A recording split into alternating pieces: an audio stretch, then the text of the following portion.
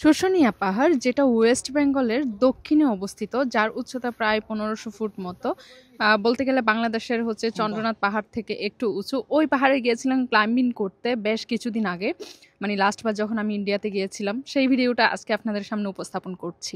শুভ সকাল ফ্রম শুশুনিয়া। গতকাল রাতে আমরা ট্রেনে করে হচ্ছে ছাতনা পর্যন্ত চলে আসি। 200 টাকা করে ট্রেন ভাড়া দিয়ে দেন। ছাতনা থেকে 50 টাকা করে ভাড়া দিয়ে যেই জায়গা থেকে ট্রেকিং পয়েন্ট, মানে সেই জায়গায় চলে আসি। মানে হচ্ছে শুশুনিয়া পাহাড়ের একদম কোলে বলা যায়। সেই জায়গাতে আসার পর আমরা একটু নাস্তা করে আবার হাইকিং শুরু করি। প্রথমে হচ্ছে আমরা একটা রাস্তা দিয়ে যেতে চেয়েছিলাম, সেই রাস্তা হচ্ছে এখন মানে বন্ধ আর কি, আমরা যখন গিয়েছিলাম, কারণ অনেক জঙ্গল হয়ে গিয়েছিল। আর আমার সাথে আছে দুইজনই সৌরভ। দুইজনই হচ্ছে খুব ভালো ক্লাইম্বার, স্পেশালি সৌরভ হচ্ছে অনেক ভালো ক্লাইম্বিং করে। আর আমরা হচ্ছে এই যে কুয়াশায় ঢাকা রাস্তা দিয়ে হচ্ছে পাথরের রকে ভরা একটা ট্রেল দিয়ে দুই পাশে প্রকৃতির বিভিন্ন মানে ডাক শুনতে শুনতে যাচ্ছিলাম। সাথে পিঁপড়ার দল, দেন অন্যান্য হচ্ছে প্রজাপতি। এক কথায় বলতে গেলে আশেপাশের সবকিছু উপভোগ করছিলাম। আর আমার পিঁপড়াগুলোকে খুব ভালো লেগেছিল। যেতে যেতে আমরা হচ্ছে প্রায় হচ্ছে চলে আসি যেখান থেকে হচ্ছে ক্লাইম্বিংয়ের একটা পার্ট আছে, মানে বিভিন্ন রকগুলো দেখা যায়, ওই জায়গাটাতে প্রায় হচ্ছে চলে আসি। আর আস্তে আস্তে হচ্ছে আমরা এই যে মাকড়সার জালগুলো দেখছিলাম, এত বিশাল বিশাল করে মাকড়সা হচ্ছে নিজেদের ঘর বানিয়ে রেখেছে, দেখতে এত দারুণ লাগছিল, কি আর বলবো। আমি অনেক ট্রাই করেও হচ্ছে খুব প্রপার কোনো ক্লিক নিতে পারিনি। আরও সামনে আসার পরে হচ্ছে আমরা এখানে পর্যবেক্ষণ করছিলাম এই গাছে এত টাকা কেন। এখানে হচ্ছে শুধু এই গাছ না, এখানে অসংখ্য গাছ আছে যেখানে এইভাবে হচ্ছে পয়সা গুঁজে দিয়েছে। এক কথায় বলতে পারেন এটা টাকার গাছ বা পয়সার গাছ। পরে জানতে পারলাম এটা হচ্ছে ধর্মীয় কোনো রিজন, বা ওনাদের এখানে হচ্ছে অনেক আদিবাসীরা থাকে। সব মিলিয়ে হচ্ছে ওনাদের কোনো কালচার বা ধর্মীয় বিশ্বাসের জায়গা থেকে হয়তো এইভাবে দেয়। ক্লিয়ারলি বিষয়টা জানতে পারিনি, তাই ওইভাবে ক্লিয়ার করলাম না। এরপরে হচ্ছে আমরা চলে আসি যেই জায়গা থেকে হচ্ছে রকের পয়েন্টটা শুরু হবে ওইদিকে। আর ওখানে হচ্ছে রাজত্ব চলে বাঁদরদের। আমাদেরকে দেখে তারা চলে আসে, আর তাদেরকে দেখে দেখে আমরা হচ্ছে সামনে চলে আসি। ওখানে আমাদের খাবারের গন্ধ পেয়েই বেসিক্যালি তারা চলে আসে। পরে আমরা বেশ কিছুক্ষণ হচ্ছে ওখানে অপেক্ষা করলাম। অপেক্ষা করার পরে হচ্ছে দেখলাম তারা কি কি করছে। তারা কিছুতেই সরছে না, তারা ওখানে এদিক সেদিক করতে আছে, বা সরছে না। ফাইনালি হচ্ছে ওরা সরে গেল, আর আমরা হচ্ছে রক যেখানে আছে ওই সাইডটাতে চলে আসি। আর এটা আরো অ্যাস্থেটিক ফিল দিচ্ছিল, পুরা জঙ্গল, মানে এত দারুণ ছিল। এই যে পাওয়া গেল রক। দুইজনই এখন অনেক খুশি। এই রক ফেসটা অনেক অনেক শেরপারা তো এতে আছে, রক করতে আছে, তো অনেক জায়গা শেরপারা এসে এই রক ফেসটাকে সব থেকে মানে কি বলবো, মানে রক ফেসটা বিভিন্ন জায়গায় এত এত গ্রেডিয়েন্ট আছে না, খুব সুন্দর আর কি, মানে নানান ধরনের ক্লাইম্ব পাওয়া যায়। ওটা রাউন্ড করে দেখ।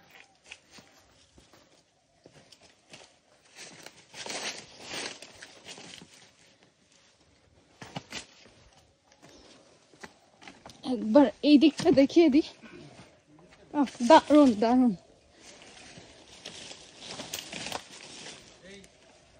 আমি হাতে স্ট্যান্ড নিয়ে এই রকটাতে উঠতে চাইলাম, যেদিক দিয়ে একদম সবচেয়ে সহজ রোড আছে সেটা দিয়ে, বাট হলো না।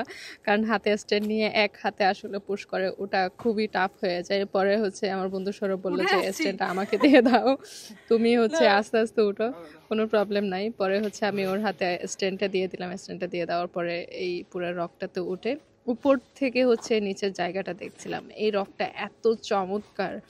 আমার মাঝে মধ্যে মনে হয় যে ইন্ডিয়াতে গেলে বা হচ্ছে রকের কোনো জায়গায় গেলে একটা রক তুলে নিয়ে চলে যায় এরকম। পরে এটার উপর থেকে হচ্ছে দেখলাম ভালো মতো কি কি দেখা যায়। এরপরে হচ্ছে আরেকটা জায়গায় চলে আসি যেখানে হচ্ছে আরো অনেকগুলো রক আছে, যেখান থেকে অনেক সুন্দর ভিউ দেখা যায়। সব মিলিয়ে এই জায়গায় আসার পরে হচ্ছে সৌরভ দুই সৌরভের হচ্ছে মানে কারিশমা শুরু হলো। এই যে ওরা এক একজন হচ্ছে রক কি বলবো, রক ক্লাইম্বারের প্রো।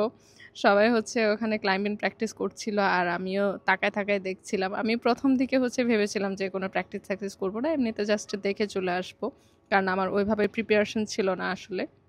পরে ওদের ক্লাইম্বিং দেখে আমি লোভ সামলাতে না পেরে পরে হচ্ছে আবার হাঁটা শুরু করলাম আরেকটা জায়গায় যাওয়ার জন্য। এখানে গিয়ে দেখি আরো অনেক রক আছে, এই রকগুলো দেখছিলাম। এইটাতে কি প্র্যাকটিস করা হয় জানিস? এইচএমআই যাওয়ার আগে এখানে প্র্যাকটিস করানো হয় কিছু কিছু ক্লাবের ছেলেদেরকে, পিঠে রুকসাক দিয়ে এইচএমআই যাওয়ার আগে এখানে প্র্যাকটিস করায়। এটা তো ইজিলি ইজি। এগুলো তো রোপ টপ কিচ্ছু লাগে না। এর তো 90 ডিগ্রি গ্রেডিয়েন্ট আছে এখান থেকে, টেন্ডিং রকে কিচ্ছু নেই, যেখানে মানে এমনি রক প্র্যাকটিস করা এইচএমআই তে কিচ্ছু নেই। তবু কেন করে? হ্যাঁ ওখানে ওইটুকুই ওখানে আছে তো। ওইটুকু করাতেই হবে না? জায়গায় হচ্ছে অনেক আলোচনা হলো, এখানে রোপ টপ ছাড়া ওঠা যাবে বা সব মিলিয়ে অনেক আলোচনা আড্ডা হলো। এরপরে আবারও হচ্ছে সেই রকি একদম মায়াবী হচ্ছে দুই পাশে গাছগাছালি ভরা একটা ট্রেন দিয়ে হেঁটে নেমে যাচ্ছিলাম। এখন যাচ্ছি আমরা আরেকটা রক সাইডে, যেখানে হচ্ছে কয়েকটা ভাইয়া আসছে, সেই ভাইয়াগুলোকে সাথে নিয়ে হচ্ছে এবার প্র্যাকটিস হবে। আর এইবার আমিও সাহস করলাম, একটু সাহস করলাম না, বেসিক্যালি ওরা হচ্ছে খুবই উৎসাহ দিচ্ছিল যে পারবে পারবে। পরে প্রথমে হচ্ছে একটা সাইডে গেলাম, এই সাইডে প্রথমে হচ্ছে সৌরভ একটু ক্লাইম্ব করলো, এরপরে আমি উঠলাম।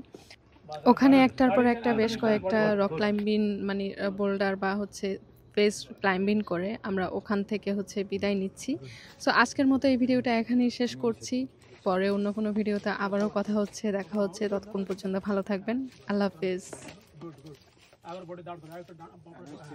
बहुत बढ़िया, বাস সাবাস। गुड गुड गुड बढ़िया।